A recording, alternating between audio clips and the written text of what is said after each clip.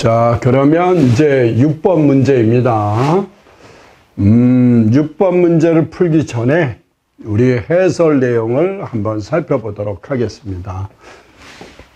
히빙 파괴 현상에서 여기 내용을 이제 써놓고 그림을 그려놨는데 참 그림을 잘 그려놨네요.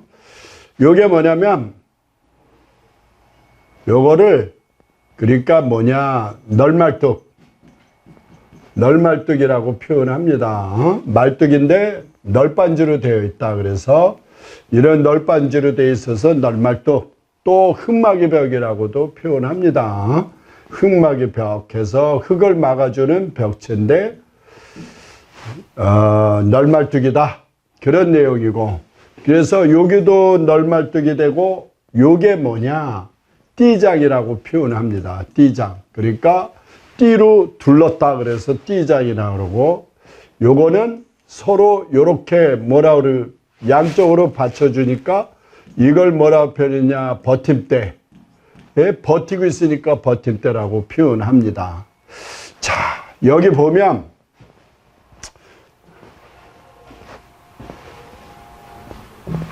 자, 뭐냐면 히빙 파괴가 뭘 말하냐면 널말뚝 하부에 연약 지반이 있는데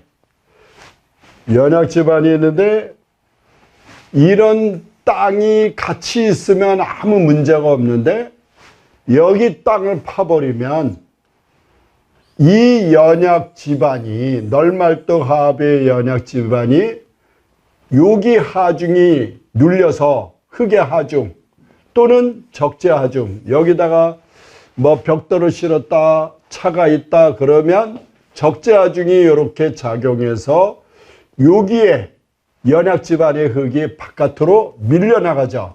그래서 이렇게 튀어나와서 요 불룩해졌다 해서 불룩이라는 단어를 쓴 거죠. 그러면 중요한 게 뭐냐, 여기가 허당이라고 그러죠. 허당. 비어있다. 여기가 비어있으니까 어떻게 됩니까? 이렇게 붕괴가 되겠죠. 이런 현상을 히빙 현상이더라. 그러니까 널말뚝 하부의 기초 저면에, 땅파기 저면에 연약 지반이 있는 경우는 이렇게 히빙 파괴 현상이 일어날 수 있다. 이런 내용이죠. 자, 그 다음에 이제 뭐냐면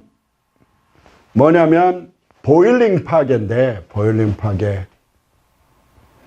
여기에 뭐가 흐르냐? 지하수가 흐릅니다. 땅속에 물이 흐르고, 여기는 이제 연약한 사질 지반, 모래 지반.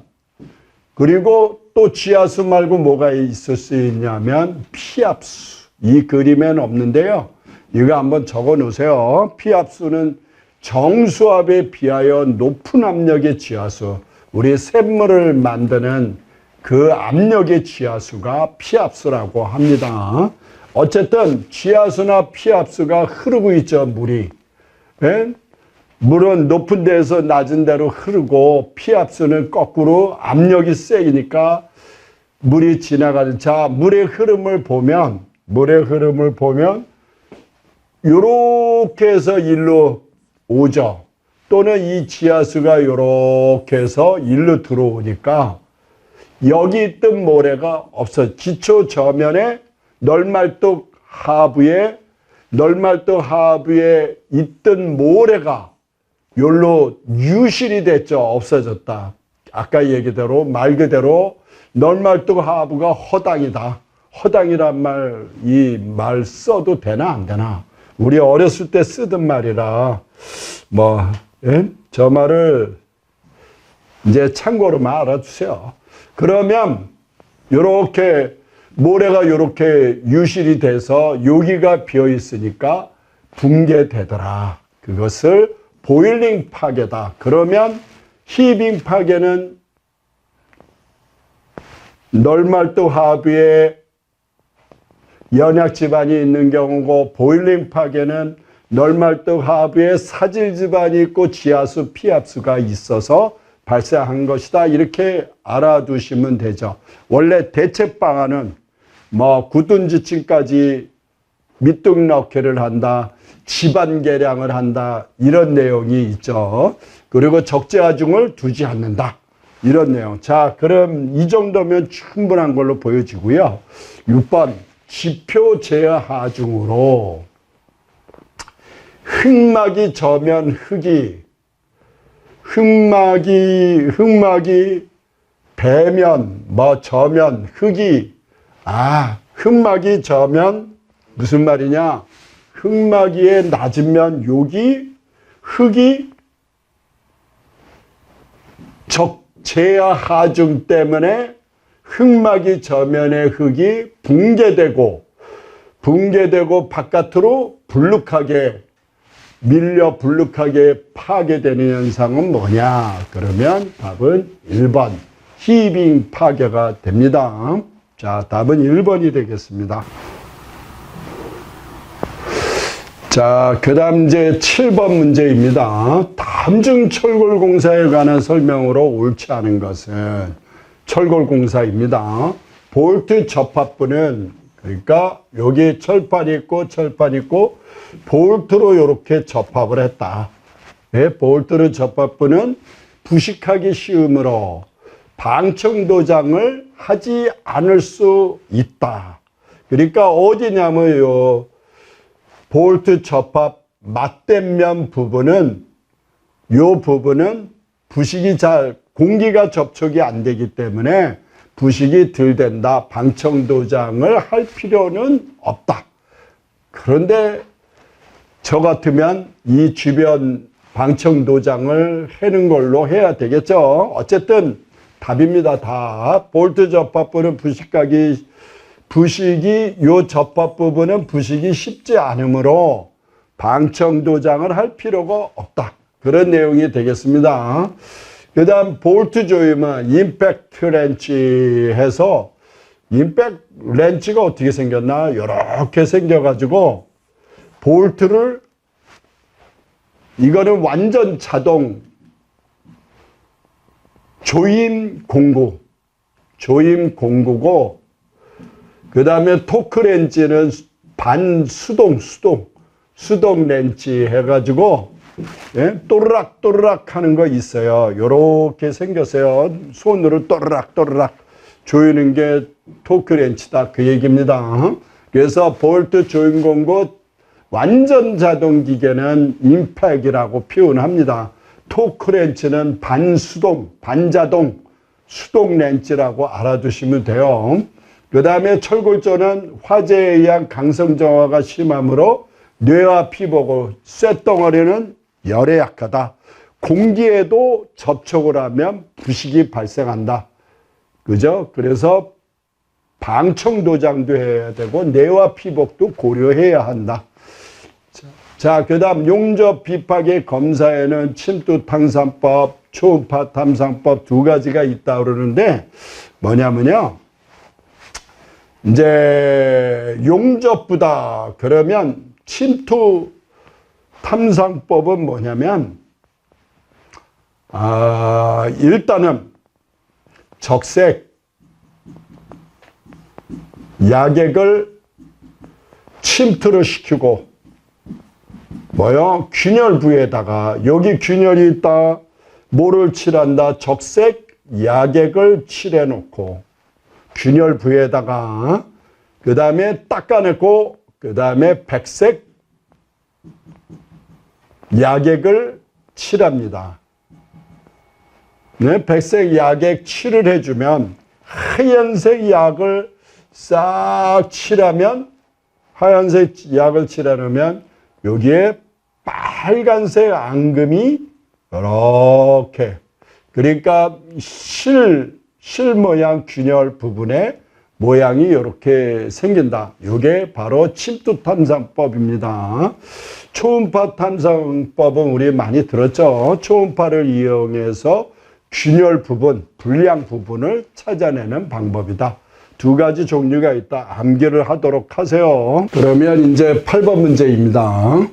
시멘트 광물질의 조성 중에서 발열량이 높고, 그러니까 발열량, 시멘트에다가 물이 시멘트에 물이 접촉이 되면 수화 반응이 일어나는데 물에 의한 화학 반응, 수화 반응이란 열을 발생한다, 열을. 그러니까 시멘트에다 물을 집어넣으면 열을 발생합니다. 그러면서 굳어져 간다.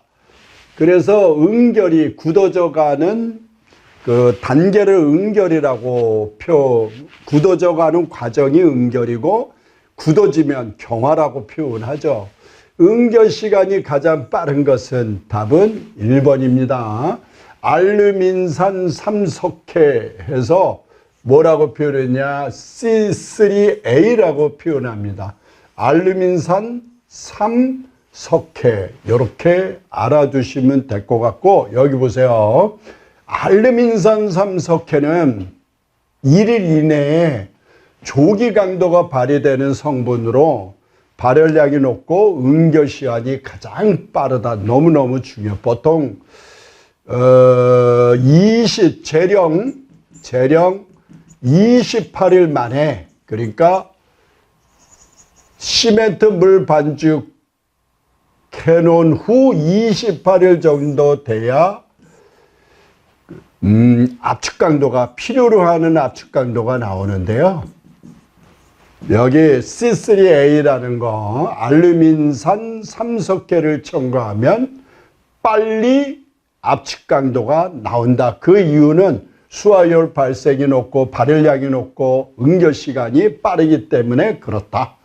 자, 답은 1번이 되겠습니다. 자, 그러면 이제 9번 문제인데 퍼트와 CPM 공정표라고 표현하죠. 퍼트와 CPM 공정표라고 표현했네요. 퍼트와 CPM. 자, 일단 공정표에 대해서 기본적인 내용 한번 설명을 들어보고요. 요 화살선을 명칭을 뭐라고 표현하냐면 이 명칭을 패스라고 합니다. 패스, 지나가다. 패스, 화살선을. 그리고 여기 점선을, 이 점선을, 요거를 화살 점선을 뭐라고 표현하냐? 덤이라고 표현합니다. 덤이. 화살 점선 덤이다. 그 다음에 프로젝트를 구성하는 단위 작업. 요거 한 개의 작업을 뭐라 그러냐? 액티비티라고 표현합니다. 액티비티라고 표현하고 그 다음에 공사를 수행하는 데 필요한 시간을 듀레이션이라고 표현하고요. 뭐 이 정도면 됐고요. 그 다음 여기 보면 이제 EST가 뭐냐? Early Start Time. 이거는 이제 그 때, 시간을 말합니다. 빨리 시작할 수 있는 시간. Late, 늦게 시작할 수 있는 시간. 그 다음 EFT는 Early Finish Time에서 빨리 종료할 수 있는 시간. 요건 Late Finish Time에서 늦게 종료할 수 있는 시간대를 말한다. 그래서 공정표를 제가 간단하게 정리해 놨는데 이제 뭐냐면 요렇게 작업마다 네모 세모를 표시하는 거, 네모 세모를 표시하는 것은 여기서 얘기하는 CPM이고 퍼트 CPM 기법은 둘 중에 어느 거냐면 자, 요게 또 지우는 게 곤란하네요. 뭐냐면 요거를 결합점마다 하나씩 표현합니다. 결합점마다 하나씩 이렇게 표현해 주는 거. 요거를 요런 방식을 뭐라 그러냐? 퍼트 CPM 공정표다. 물론 계산하는 방식은 요령은 똑같습니다. 여기도 표현을 요거는 잘못 지었네요. 여기는 있어야 되겠죠. 그리고 여기 네모 그대로 있어야 되고. 자, 그래서 이거를 퍼트 CPM 기법이라고 하는데, 퍼트 CPM 기법이라고 하고, 그 말하던 중에 생각난 게, 1번, 2번, 3번, 4번, 5번인데 요거를 동그라미 요거를 뭐라고 표현했냐면 노드라고도 합니다. 또는 이벤트라고도 개시점 또는 종료점 결합점이라고도 표현합니다. 이렇게 알아주시고, 자, 이거 일정표를 한번 계산을 해보면 개시결합점의 EST는 빵입니다. 시작하는 점은 빵으로 처리하고 0에다가 5를 더하면 5일이고 0일에다가 6일을 더하면 6일. 그래서 6일. 그러면 여기 EFT에는 최대값, 여기도 최대값을 이렇게 퍼트 CPM에서는 집어넣습니다. 이게 나중에 실기시험에 또 필요한 내용이고. 자, EST 플러스 소요일수는 8일이죠. 8일이 넘어가고, 맞죠? 8일에다가 하루를 더하니까 9일. 그런데 여기 작업이 이렇게 오죠. 6에다가 5일을 더하니까 얼마입니까? 11일이죠. 그래서 11일. 예. 8일 플러스 1일은 EFT가, 요 작업의 EFT는 9일인데, 여기는 6일에다 5일을 더하니까 10일이죠. 요 작업의, D 작업의 EFT는 11일이다. 그 얘기죠. 11일 나왔고, 여기 11일에서 하루를 빼니까 얼마입니까? 10일. 그 다음 10일. 그죠? 10에서 2를 빼니까 8일. 10일에서 5일을 빼주면 6일이죠. 두 개 값 중 작은 값. 그죠? 그래서 여기 6 그대로 넘어오고 6에서 6 빼니까 빵이고, 그러니까 LST는 LFT 마이너스 소요일수 빵이고 6에서 5를 빼니까 하루죠. 두 개 값 중 작은 값을 결정해 준다. 이제 이렇게 해서 일정표를 다 계산했고, 우리 여기서 또 중요한 거, 가장 긴 경로가 요게 뭐냐, 요거죠. 긴 경로가 뭐라고 표현하냐면, 요거를, 가장 긴 경로를, 그죠? 굵은 선으로 이렇게 표시했는데, 그거를 CP라고 표현합니다. 뭐냐면, 뭐라고 표현하냐면, 크리티컬 패스에서 주공정선이다. 가장 긴 경로다. 주공정선이 뭐라고요? 가장 긴 경로다. 이렇게 알아주시면 되겠습니다. 자, 여기서 EFT는 EST 플러스 소요일수 하니까 EFT가 나오고, 그 다음에 후속 작업의 EST는 그대로 넘어갔죠. 그대로 넘어갑니다. 자, 이렇게 해서, 그리고 전진 계산할 때, 그러니까 뭐냐면 0일에다 5일을 더하면 요 작업의 EFT는 5일이죠. 그러니까 EFT는 EST 플러스 소요일수 5일이죠. 여기는 EST 플러스 소요일수 6일이죠. EFT가 넘어오고 두 개 중 어느 값이냐? 후속 작업의 EST는 최대값을 집어넣어준다. 그런 내용이 되겠습니다. 이제 이렇게 이해를 하면 되는데, 자, 요 정도 하고, 요 정도로 하고요. 좋습니다. 요 정도로 하고 문제를 한번 풀어보면 퍼트 CPM, 나중에 실기시험에 우리가 공부하는 게 이런 방식으로 배우는 겁니다. 파트 CPN 공정표 작성 시에 EST와 빨리 시작할 수 있는 시간과 EFT 빨리 종료할 수 있는 시간의 계산 반복 중 옳지 않은 것, 틀릴 것. 작업 흐름에 따라 전진 계산한다. 맞죠? EFT는 EST 플러스 소요수 계산한다. 그죠? 그 다음에 선행 작업이 첫 작업의 EST는 프로젝트 개시 시간과 동일하다. 그래서 이 작업, 선행 작업의 첫 작업, 그러니까 요 값은 프로젝트 개시 시간과 만약에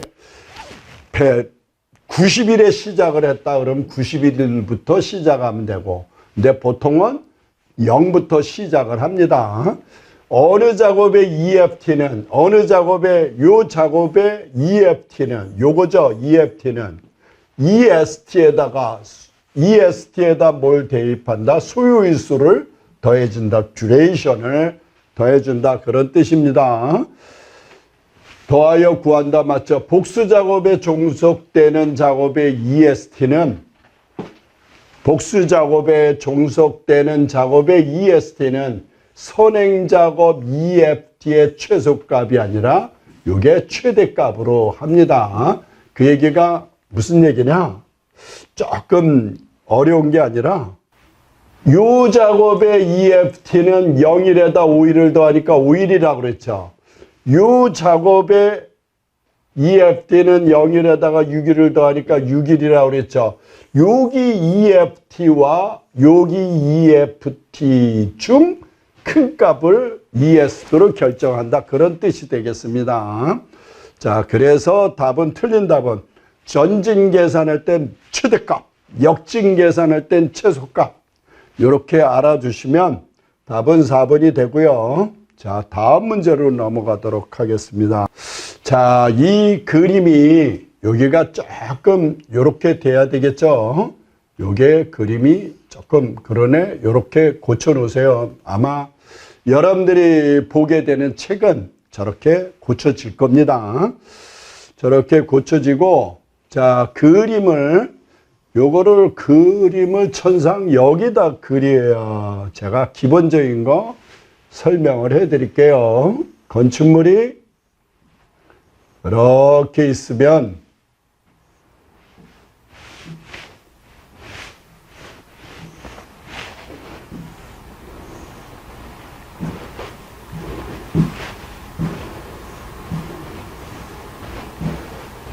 자, 이런 그림입니다. 자, 이게 뭐냐? 한 층의 단면을 잘랐습니다. 요게 우리 가더라 그러고, 가더. 맞죠? 가더라 그러고, 요게는 컬럼, 가더. 가더라고 표현하고, 기둥, 이렇게 표현이 되는데, 이제 이거 보고 꼭, 예? 도대체 이게 무슨 그림이냐. 그러니까 사람이 여기 서 있죠. 여기서 뛰어내리면 저 세상 가는 거죠. 그런 그림 이해 갑니까? 단면을 잘랐다. 자, 그런데 이제 여기서 뭘 구하라 그랬냐면 콘크리트 양이니까 거푸집 양까지 구할까요? 자, 콘크리트 양은 우리 품셈에 있는 적산 기준에 보면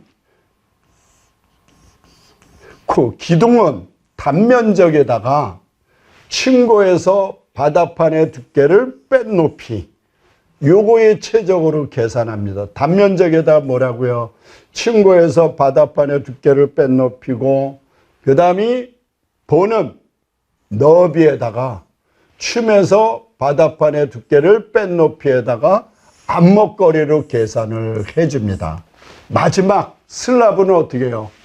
예? 전체 면적에다가, 맞습니까? 전체 면적에다가 두께를 곱해주면 되죠. 여러분들 이거 전혀 이해가 안 가면 어떻게 하냐? 슬라브 두께를 수평으로 뚝 자르고 그 다음에 기둥을 잘라버리면 나머지는 보가 되는 거죠. 이렇게 이해를 하시면 되겠습니다. 자, 다음 그림과 같은 건물에서 가더면 요지완 8개가 있다. 보의 총 콘크리트량을 구하며 단면상 슬래브와 겹치는 부분은 제외하며 철근량은 고려하지 않는다.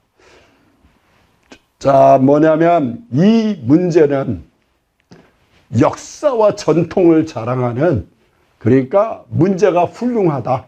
그렇기 때문에 계속 출제가 됩니다. 여러분들이 이 정도 풀 줄 알면 현장에 가서 실무할 때 상당히 도움이 되죠. 그래서 이거 모르면 안 된다. 현장 가지 말아라. 이렇게 생각하시면 됩니다. 자, 그래서 뭘 구하라 그랬냐? 보를 구하라 그랬죠. 보. 그러면 이제 여기 보면 요 그림에서 보면 중심으로부터 요까지의 거리가 8m라고 주어진 거죠. 8m라고 주어졌고, 그 다음이 기둥의 크기가 여기 500이라고 주어졌죠. 그래서 기둥의 크기가 요게 500이라고 주어졌고, 예? 그래서 0.5m, 1000으로 나눠주면 0.5m고, 그 다음이 슬라브 두께가 120mm, 그러니까 1000으로 나눠주면 0.12가 되고요. 그 다음에 요거는 여기서 여기까지 높이는 수직 높이 600이라고 그랬으니까 0.6이고. 그래서 이제 이런 그림인데, 보의 콘크리트량을 구하라 그랬죠. 너비가 얼마냐면 여기 주어졌죠. 여기 0.4 되겠습니까? 그러니까 이 너비는 우리가 여기서 보면 요거의 너비, 여기 이거를 말하는 거죠. 이거 너비가 0.4다. 보의 너비가. 그래서 여기는 얼마냐면 0.4가 되고, 그래서 보의 최적을 구하시오. 그러면 너비에다가 얼마요? 요게 0.4 곱하기 높이는 0.6에서 0.12를 빼주고 그냥 바로 0.48 계산해줘도 되죠. 0.48 곱하기 길이는 중심 연장 길이에서 기둥의 절반이니까 얼마냐? 8m 마이너스 아예 기둥 하나를 빼줘버리면 되죠. 이거 계산한 다음에 개수가 몇 개가 있다? 8개가 있다. 그런 내용이죠. 그래서 계산해보면 답이 1번이 나온다.